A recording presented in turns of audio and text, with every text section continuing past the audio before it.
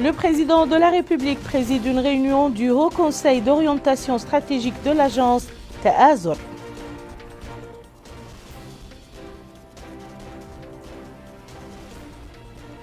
Le comité interministériel chargé de la sécurité sanitaire nationale se réunit avec le Premier ministre.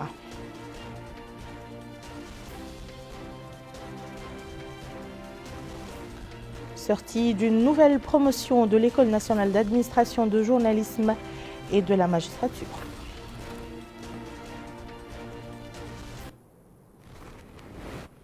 Madame, Monsieur, bonsoir. Nous ouvrons ce journal par les activités du président de la République, Monsieur Mohamed El-Cheikh El-Ghazouani, qui a présidé ce matin au palais présidentiel à Nouakchott le Haut Conseil d'orientation stratégique de l'agence Ta'azur.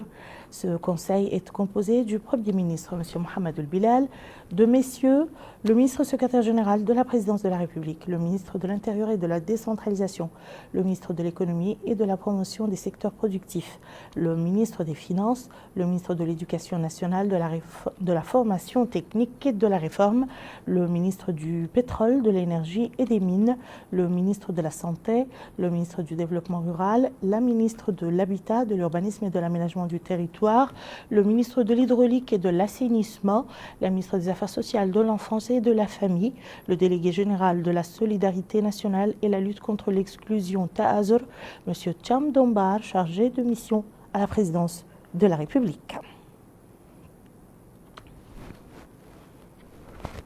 Le Premier ministre, M. Mohamed El-Bilal, a présidé une réunion du comité ministériel chargé de l'orientation de la sécurité sanitaire nationale. Au cours de la réunion, le comité a examiné la stratégie élaborée par le ministère de la Santé pour faire face à la pandémie de Covid-19 à la lumière de la récente croissance de cette épidémie au niveau mondial. Cette stratégie vise à adopter un plan entre le secteur de la santé et les secteurs de l'éducation pour accompagner l'ouverture de l'école et de l'université avec les mesures préventives nécessaires. Il vise également à assurer un suivi et une surveillance efficace de l'état de cette pandémie au niveau national, régional et mondial et à prendre les mesures de prévention et de précaution nécessaires pour enrayer la propagation de la pandémie de Covid-19. La stratégie vise également à renforcer la résilience du système de santé pour répondre aux exigences techniques et humaines pour faire face à la pandémie, prendre efficacement en charge les malades, œuvrer pour réduire le nombre de décès et renforcer une coopération efficace et une coordination permanente avec les différents partenaires internationaux concernés. Le comité a appelé au renforcement de la coopération et de la coordination entre les différents secteurs concernés par cette pandémie. Activité parlementaire dans ce journal que nous commençons par cette audience accordée par le président de l'Assemblée nationale, M. Cheikh El-Baye, qui a reçu ce matin l'ambassadeur du Royaume d'Espagne accrédité auprès de notre pays, M. Jesus Ignacio Santos Aguado. Les entretiens ont porté sur les relations de coopération existantes entre les deux pays, surtout dans le domaine parlementaire. Le ministre de l'Intérieur et de la décentralisation, M. Mohamed Salim El-Mazoug, s'est réuni aujourd'hui à Nouakchott avec la coordination des parlementaires de la vallée pour discuter des problèmes d'état civil dans les circonscriptions électorales de la vallée.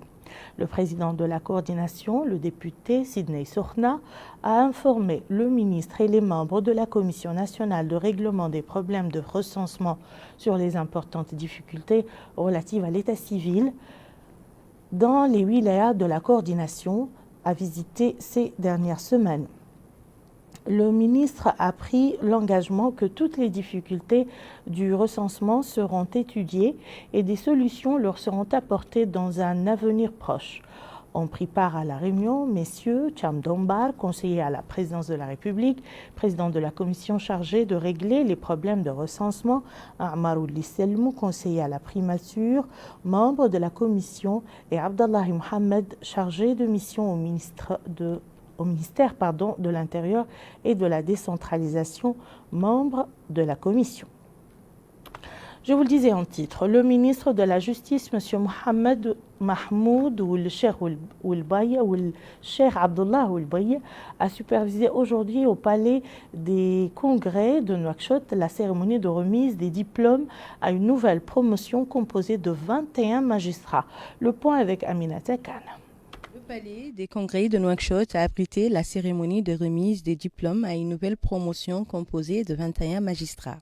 Cette promotion a suivi une formation intensive dans diverses disciplines spécialisées, académiques et pratiques dispensées par une élite de professeurs universitaires, juges et médecins pendant leur période de formation. Lors de son discours prononcé pour la circonstance, le garde des Sceaux, Mohamed Mahmoud ou le Cheikh Abdallahi Oulbaye, a souligné l'importance de la grande mission confiée à l'École nationale d'administration de journalisme et de la magistrature, qui est une institution chargée de la formation continue des magistrats et des cadres de l'État.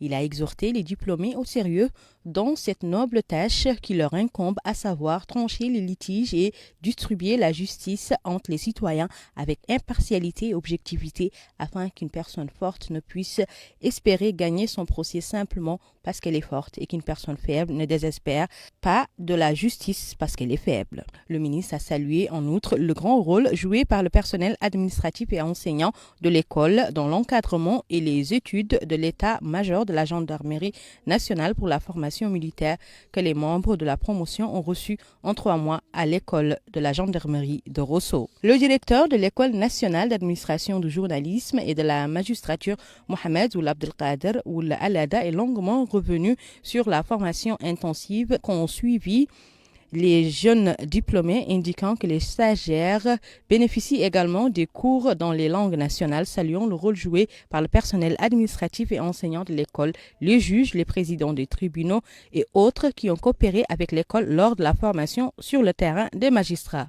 Enfin, le porte-parole des diplômés, mais également le représentant du corps enseignant, ils ont tous mis en relief l'importance de l'enseignement qui leur a été donné au cours de leurs études théoriques et pratiques à l'École nationale d'administration du journalisme et de la magistrature. La cérémonie a été enfin clôturée par une remise de diplômes aux élèves les plus méritants, mais également aux professeurs qui se sont distingués au cours de cette année.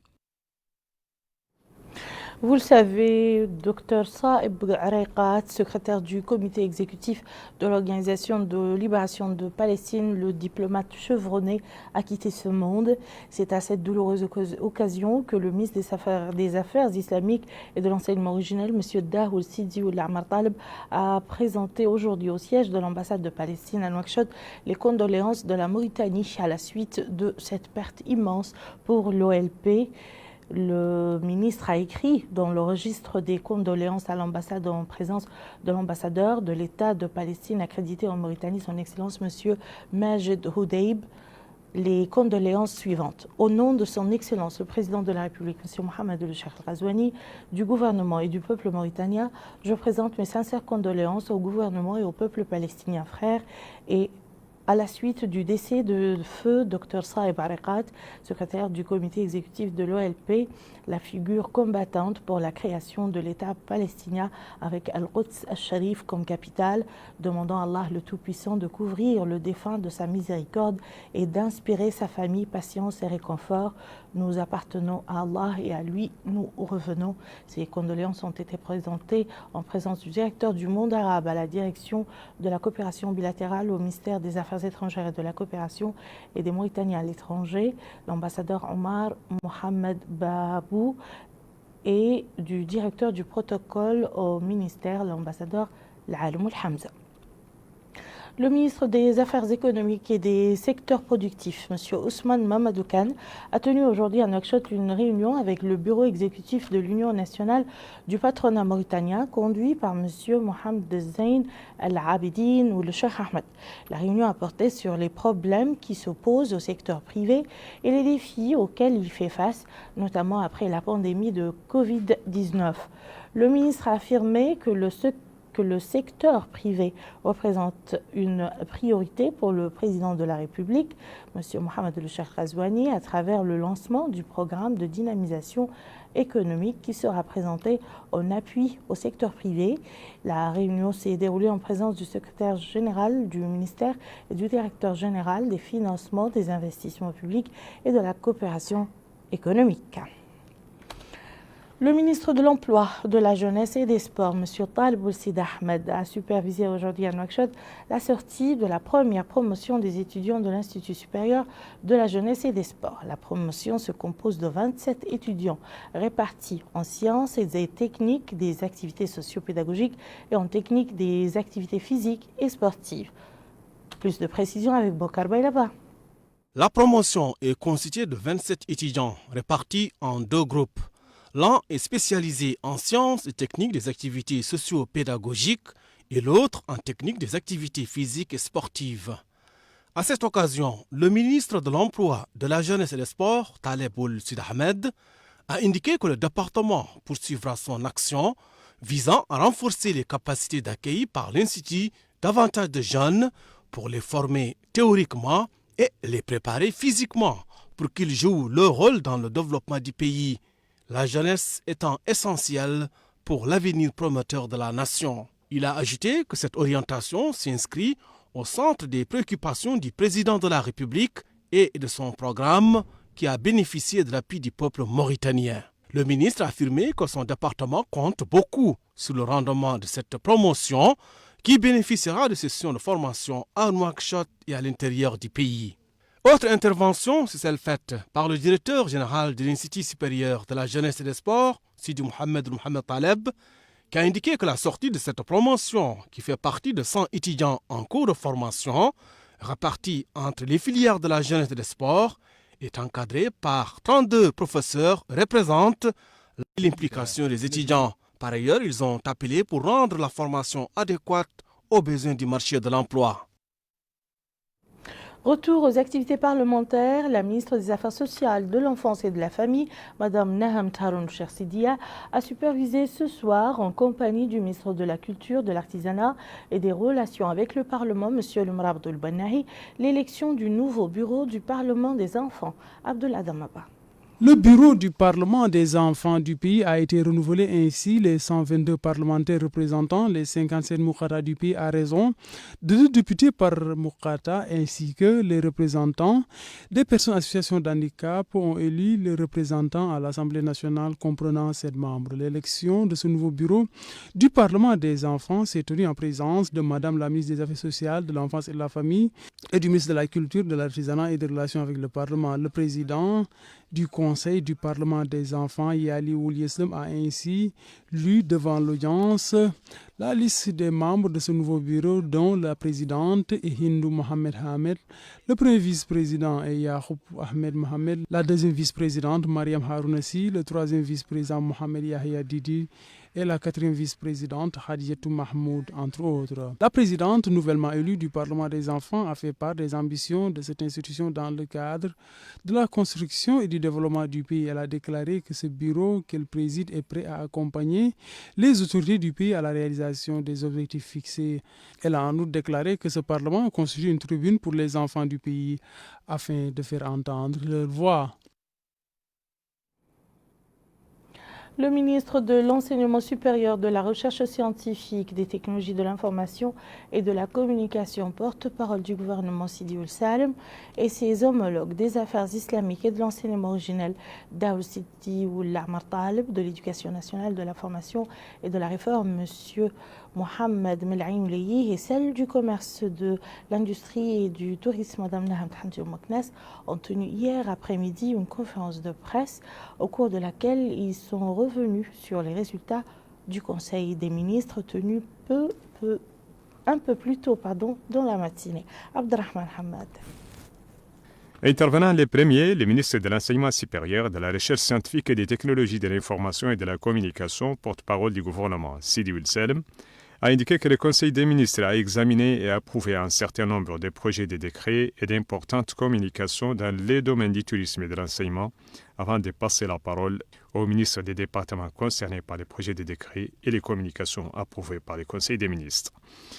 Lui succédant, le ministre des Affaires islamiques et de l'enseignement originel, Daoud Sidi Ould-Ahmar Taleb, a précisé dans son commentaire sur la communication relative à l'ouverture des instituts régionaux pour l'enseignement original dans les villes de Selibabi, de Borat, de Bogué et de Chengueti, que ceux-ci vont assurer la jonction entre l'enseignement original et l'enseignement moderne.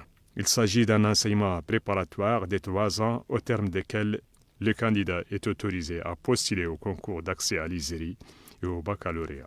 Commentant la communication relative à la création d'un projet de revalorisation du métier d'enseignant et de développement des ressources humaines, le ministre de l'Éducation nationale, de la formation technique et de la réforme, Mohamed Belani Oulayi, a indiqué que ce projet de décret constitue une bonne introduction à la réforme, soulignant que le département fait face à des contraintes dans ce domaine.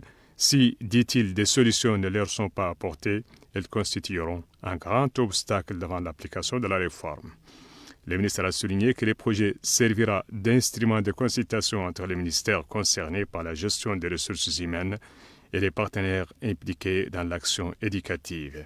Quant à la ministre du Commerce, de l'Industrie et du Tourisme, Naham Thamdioul Mouknas, elle a précisé au sujet du projet de décret portant création de l'École nationale de formation au métier de l'hôtellerie et du tourisme que cet établissement a pour objectif de former des jeunes hautement qualifiés dans le secteur du tourisme. Elle a ajouté que le plus grand défi que l'école doit relever est celui de la qualité, surtout que la Mauritanie est devenue une destination touristique connue et fréquentée relativement. En réponse à une question sur les derniers développements que connaît la zone frontalière El Guerguerat et la position du gouvernement mauritanien, le porte-parole du gouvernement a indiqué qu'il s'agit d'une zone démilitarisée, supervisée par les Nations Unies et fait partie d'un ancien conflit auquel nous ne sommes pas partis, mais qui naturellement nous concerne parce que nous sommes des voisins aux deux parties, soulignant que la Mauritanie œuvre pour trouver une solution rapide à ces problèmes et avec les moindres coûts. Le concours d'entrée dans les établissements de formation professionnelle a débuté ce matin sur l'ensemble du territoire national. Quelques 7156 candidats répartis dans 11 centres dans les différents wilayas participent à ces épreuves. Le point avec Houroum Telemouileh. Quelques 7156 candidats répartis dans 11 centres dans les différentes wilayas du pays participent à ce concours. Ces candidats postulent pour entrer en première année des institutions de formation professionnelle dans diverses filières telles que l'industrie, l'agriculture et les services, en plus du bâtiment et des travaux publics. Au niveau de Nouakchott, le secrétaire général du ministère de l'Éducation nationale, de la formation technique et de la réforme, M. Ali Sili Soumaré, accompagné du Hakim Djiksar, Mme Darjala Metlemheb, s'est rendu dans certains centres d'examen pour s'enquérir des conditions dans lesquelles se déroule le concours. Cette visite a englobé les 3 centres de Nouakchott, qui sont le centre du lycée technique, l'école d'enseignement technique et de formation professionnelle commerciale et le centre de l'école d'application. À l'issue de la visite, le secrétaire général du ministère de l'Éducation nationale, de la formation technique et de la réforme a déclaré que les examens se déroulent dans de bonnes conditions. Il a indiqué qu'il a été largement tenu compte du respect des mesures de précaution contre le coronavirus, rappelant que le concours a réuni cette année 7156 candidats répartis dans 11 centres sur tout le territoire national. Le secrétaire général était accompagné lors de cette visite par les autorités administratives et sécuritaires de la wilaya de Nouakchott-Ouest. La ministre de l'Environnement et du Développement durable, Mme Mariam Bekay, et le directeur général de la compagnie British Petroleum Mauritanie, M.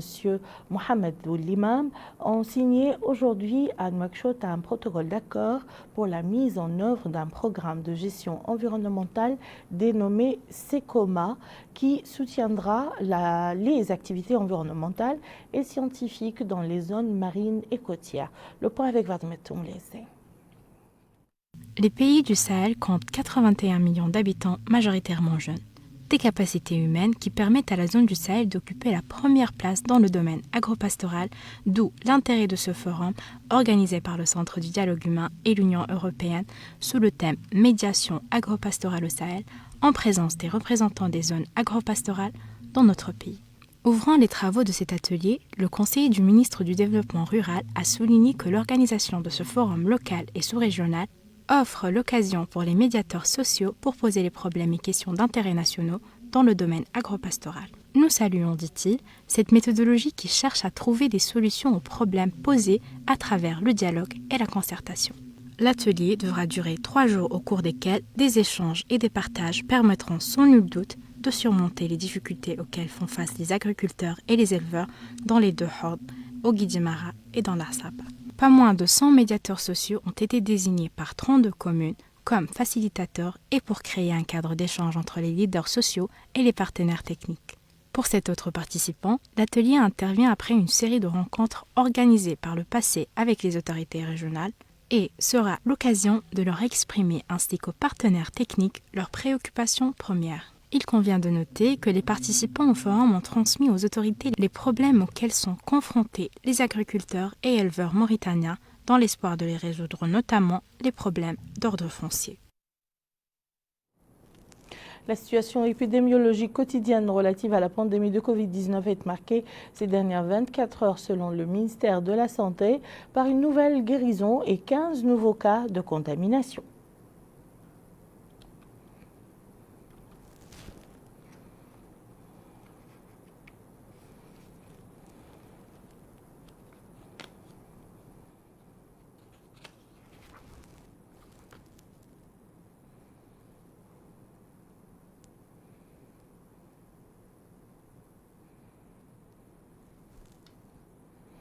Les représentants des associations de jeunesse de la wilaya du Gorgol ont organisé une rencontre avec les autorités administratives afin de discuter des réalisations en faveur de la jeunesse et poser certains problèmes auxquels ils sont confrontés. Au cours de la réunion, le wali du Gorgol, M. Ahmed Naoul Sideba, a présenté une proposition qui comprenait les plans et orientations que les pouvoirs publics tiennent à concrétiser sous forme de projets ciblant les jeunes. Et nous restons à Kayaidi où s'est tenu aujourd'hui un atelier de sensibilisation sur la violence domestique et son impact sur la société. L'atelier a été organisé par certaines organisations de la société civile, dont la wilaya du Gorgol, avec pour objectif de diagnostiquer le phénomène de la violence contre les femmes, ses causes et les solutions.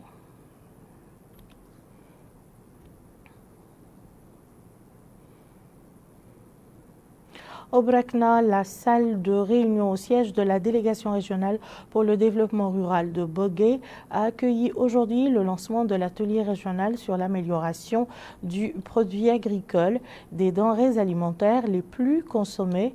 Des représentants des wilayas du Trarza, Brakna et du Gorgol participent à cette rencontre. Le point avec Amina Abdelaziz. La SONADER organise à Bogué, dans la wilaya du Brakna, en collaboration avec ses partenaires, un atelier de mise en place d'un mécanisme de gestion et de formation des producteurs volontaires pour la multiplication de semences dans le cadre du projet pilote de vulgarisation des variétés améliorées et adaptées aux conditions climatiques des principales cultures vivrières telles le riz, le blé, le sorgho et le maïs. Participent à cet atelier de 2 jours des représentants des wilayas du Gorgol, Brakna et Trarza, ainsi que des présidents de coopératives et regroupements agricoles. Pour ces responsables, le secteur de l'agriculture est l'un des plus importants secteurs de production, sachant qu'il joue un rôle primordial dans le raffermissement de la paix sociale et le renforcement de la sécurité alimentaire. La productivité agricole est une source de vivre pour toute la population. Les interventions des participants et animateurs de cet atelier ont versé dans le même sens, soulignant que le problème qui se pose aujourd'hui est celui des semences, des variétés améliorées et adaptées au changement climatique. D'où l'intérêt de cet atelier visant à trouver une solution à ce problème. Les participants espèrent que les résultats de leur atelier permettront de limiter des pertes des agriculteurs, développer et améliorer leur rendement. Nous clôturons ce journal par un détour à Nouadhibou où nombre de bouchers ont appelé à accélérer les procédures de transfert vers l'abattoir moderne dans le centre-ville.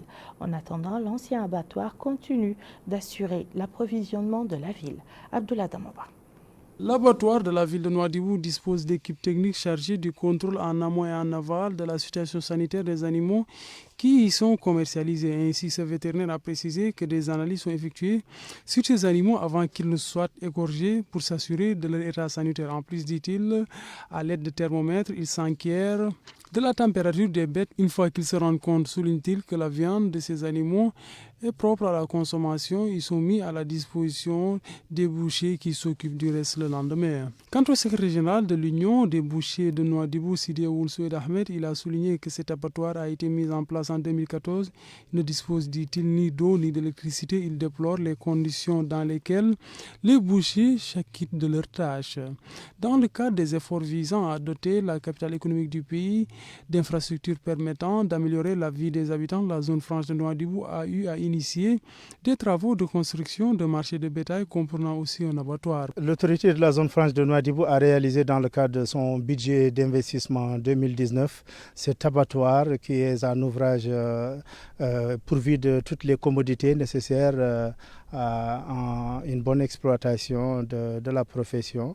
Cet ouvrage a coûté 41 millions d'Uguiya dans ces Uguiya. Et comme j'ai dit, a été réceptionné depuis 5 mois. Il est composé d'un aire d'abattage, des enclos pour les gros ruminants et des enclos pour les petits ruminants, pourvu également d'administration, de boutiques et de toutes les commodités nécessaires. Donc la principale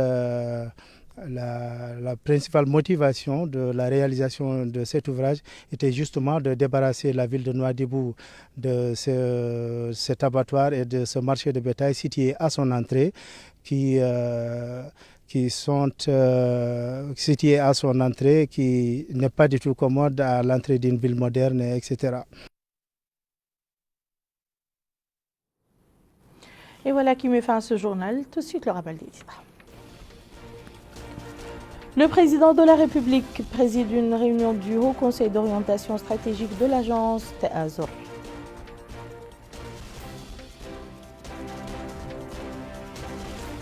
Le comité interministériel chargé de la sécurité sanitaire nationale se réunit avec le Premier ministre.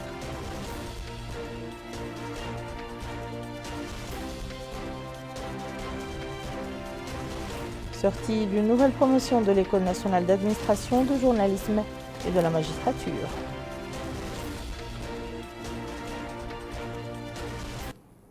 Merci, Madame, Monsieur, de nous avoir suivis. À très bientôt, Inch'Allah.